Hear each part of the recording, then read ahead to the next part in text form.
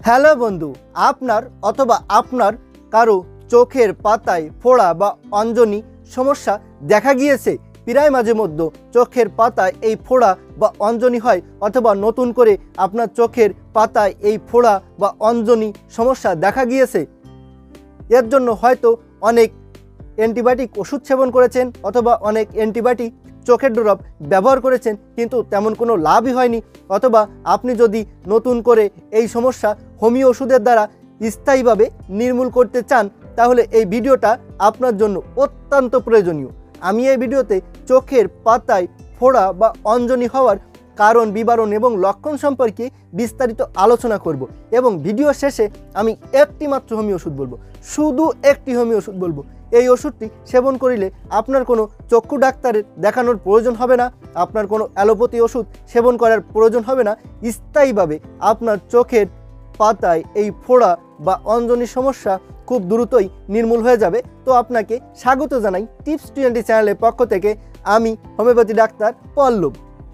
চোখের পলকের গা ঘেঁষে যে ফুসকনি ওঠে এবং এতে যে পুঁজের বিন্দু দেখা যায়, এটিকে ফোড়া বা অঞ্জনি বলা হয়ে থাকে।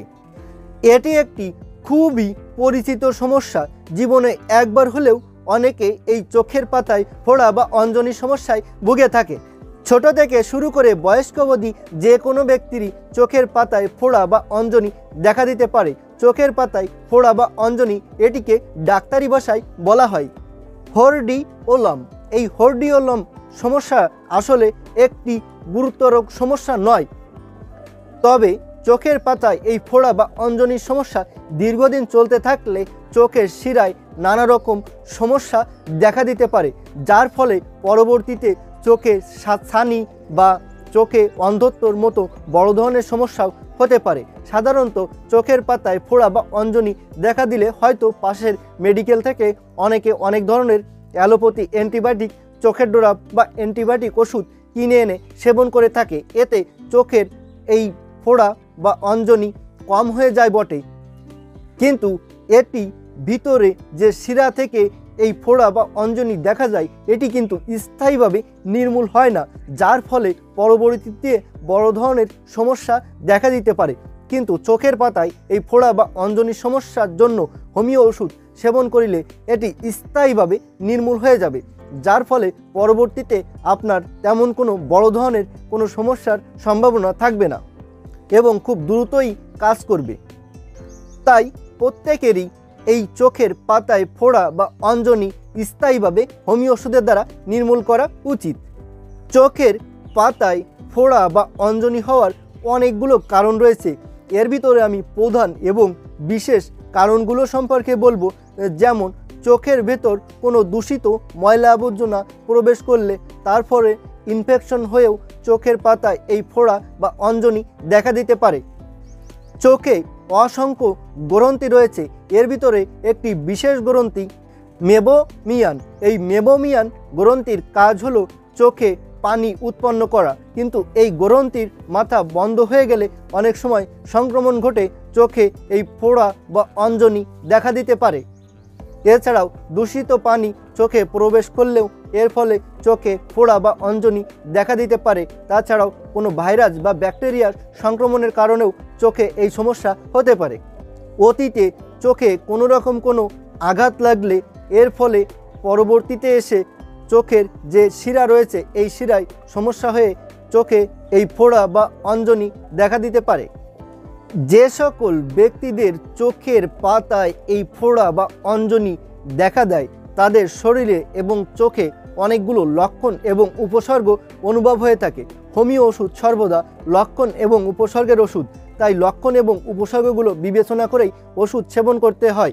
আমি এখানে আমার অভিজ্ঞতার উপর ভিত্তি করে বাছাইকৃত লক্ষণ এবং উপসর্গ বলে থাকি, এগুলো একটু খেয়াল করে শুনবেন। তো লক্ষণগুলো হচ্ছে, যেমন চোখের পলকের গা ঘেঁষে ফুসকুনি দেখা যায়, ফুসকুনির মাথায় পুঁজ জমা থাকে, ফুসকুনি অনেকটা ফুলে যায়, যাতে প্রচণ্ড পরিমাণ ব্যথা যন্ত্রণা অনুভব হয়। চোখের এই ফোড়া বা অঞ্জনির ফলে চোখ বন্ধ হয়ে যায়, চোখের পলক ফেলতে গেলে ব্যথা অনুভব হয়, চোখের পলক মেলতে গেলে ব্যথা অনুভব হয়। চোখে অত্যন্ত পরিমাণ ময়লা আসতে থাকে, চোখ দিয়ে প্রচণ্ড পরিমাণ পানি বের হয়, চোখে জ্বালা পোড়া কাটাকুটি ফোটার মতো ব্যথাও অনুভব হয়, আলোর দিকে তাকাতে অত্যন্ত কষ্ট হয়, চোখে সবসময় কালো সানগ্লাস পরে থাকতে হয়। চোখে এই ফোড়া বা অঞ্জনির সাথে সাথে মাথা যন্ত্রণাও দেখা যায়। চোখ অত্যন্ত ছোট হয়ে আসে, চোখে ঝাপসা দেখা যায়, চোখে স্পর্শ করলে অত্যন্ত ব্যথা যন্ত্রণা অনুভব হয়, চোখের এই অঞ্জনি ফুলে যায়, কখনো স্বল্প পরিসরে ফুলে থাকে, কখনো এই স্থানে হালকা পুঁজের সঞ্চয় দেখা যায়, কখনো চোখের এই ফোড়া বা অঞ্জনি অনেকটা ফুলে ওঠে, কখনো স্বল্প পরিসরে ফোলা দেখা যায়।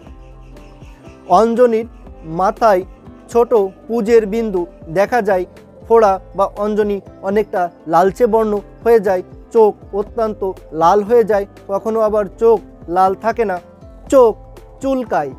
তো বন্ধুরা, আমি এখানে বাছাইকৃত যে লক্ষণ এবং যে উপসর্গগুলো বলেছি, এই লক্ষণ এবং উপসর্গের ভেতর যদি একটি লক্ষণ এবং একটি উপসর্গেরও চোখে ফোড়া বা অঞ্জনি দেখা দেওয়া ব্যক্তির সাথে মিল থেকে থাকে, তবে সেই ব্যক্তি এই হোমিও ওষুধ সেবন করতে পারেন।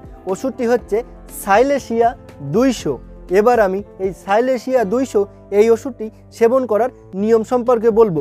এই সাইলেশিয়া 200 এই হোমিও ওষুধটি 2 ফুটা করে 2 চামচ পানির সাথে মিশিয়ে সকালে ও রাত্রে খাওয়ার 1 ঘন্টা আগে দিনে 2 বার কন্টিনিউ 10 থেকে 15 দিন সেবন করতে হবে। এবং বাচ্চাদের ক্ষেত্রে এই সাইলেশিয়া 200 এই হোমিও ওষুধটি 2 ফুটা করে দিনে 1 বার কন্টিনিউ 10 থেকে 15 দিন সেবন করালেই যথেষ্ট। এই সাইলেশিয়া 200 এই হোমিও ওষুধটি এই নিয়মে সেবন করিলে আপনার কোনো অ্যালোপ্যাথি চোখের ডাক্তার দেখানোর প্রয়োজন হবে না, আপনার কোনো অ্যালোপ্যাথি মেডিকেল থেকে ওষুধ কিনে এনে সেবন করার প্রয়োজন হবে না। এই ওষুধটি আপনি নিজেই হোমিওপ্যাথি কোনো দোকান থেকে কিনে এনে সেবন করলে আপনি সহ আপনার পরিচিত যে কোনো কারো চোখের এই ফোড়া বা অঞ্জনির সমস্যা স্থায়ীভাবে নির্মূল হয়ে যাবে। তবে এই সাইলেশিয়া 200 এই ওষুধটি অবশ্যই ভালো কোনো কোম্পানির ওষুধ কিনে নেবেন। ওষুধটি সেবন করা ছাড়াও যদি কোনো রকম কোনো মতামত বা প্রশ্ন থেকে থাকে তাহলে অবশ্যই কমেন্ট বক্সে লিখে জানাবেন। আর আপনাদের যে কোনো ধরনের চিকিৎসা গ্রহণের প্রয়োজন হলে আমার সাথে সরাসরি যোগাযোগ করবেন। আমার ফোন নাম্বার এবং হোয়াটসঅ্যাপ নাম্বার এখানে দেওয়া আছে, প্রয়োজনে আমার সাথে সরাসরি যোগাযোগ করবেন। আর ভিডিওটি যদি ভালো লেগে থাকে তাহলে অবশ্যই একটা লাইক দিবেন আর চ্যানেলটি সাবস্ক্রাইব করে সাথেই থাকবেন। ভালো থাকবেন, সুস্থ থাকবেন, ধন্যবাদ।